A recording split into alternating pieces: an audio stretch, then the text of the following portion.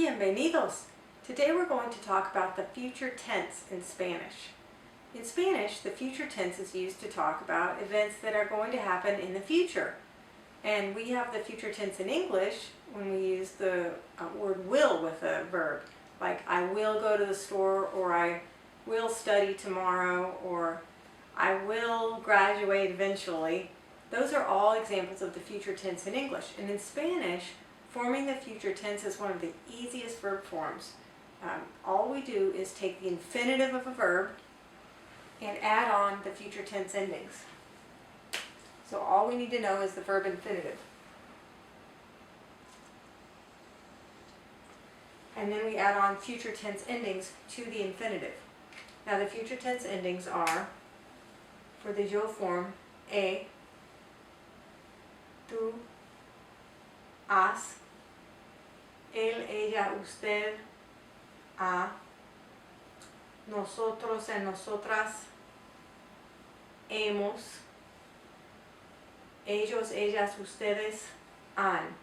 And notice that all forms except the nosotros and nosotras form have an accent mark. So the emphasis is placed on all forms except the nosotros and nosotras form. The emphasis is placed on the end. So the accent falls on the very last syllable of these words. Now, here's an example. In English, if we wanted to say, I will buy the book tomorrow, that's the future tense. Will buy. And in Spanish, we just need to know the verb for to buy, comprar, and then we just add the future tense ending on the end of comprar. So it's I will buy, so we're going to use the yo form, and the yo ending is a. Now, because yo is the only ending that ends in a, we don't have to use the subject pronoun I in Spanish. It's optional. We can use it or not use it. Either way is grammatically correct. So in order to say I will buy, we're going to say yo compraré, or we could say compraré el libro mañana. Yo compraré el libro mañana. I will buy the book tomorrow. And we've used the infinitive comprar and just added the a ending. And that's how we form the future tense in Spanish. Now, sometimes in English, when we use this word will, we're not always referring to something in the future. We're referring to someone's willingness to do something. Will you come with me to the movie? You know, will you put the jelly back in the refrigerator? And that is not the future tense in English, and it's not the future tense in Spanish either.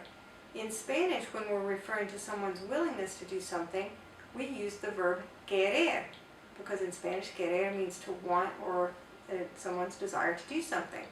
So in order to say, will you please buy the book, that's referring to someone's willingness to do something, so we're going to use the verb querer to express that idea.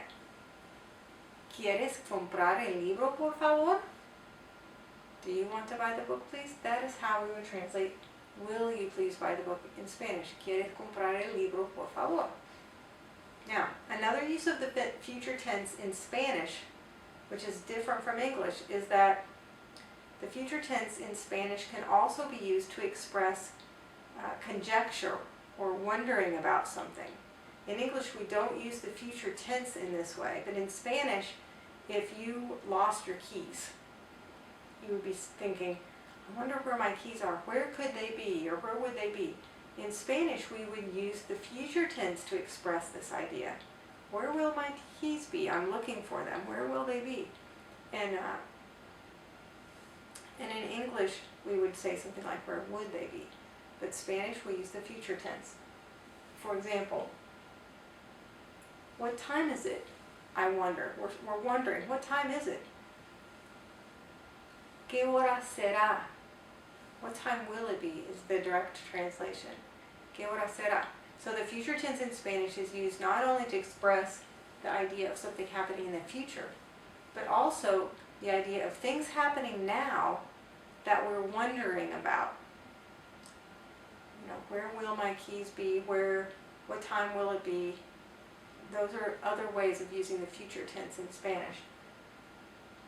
Now, the other thing to be aware of is these are the endings and these don't change. But there are some verbs in Spanish that are irregulars in the future tense. They're not irregulars in the endings. These endings are always the future tense endings.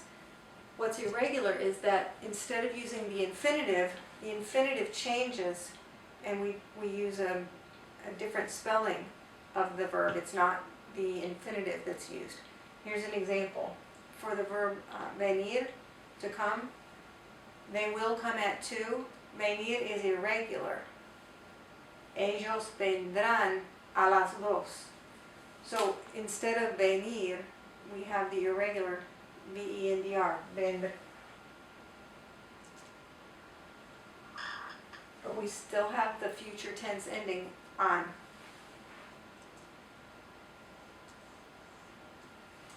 So with the irregular verbs, you just need to memorize what the verbs are for the future tense. And then you still would add the regular future tense endings to those irregular verbs.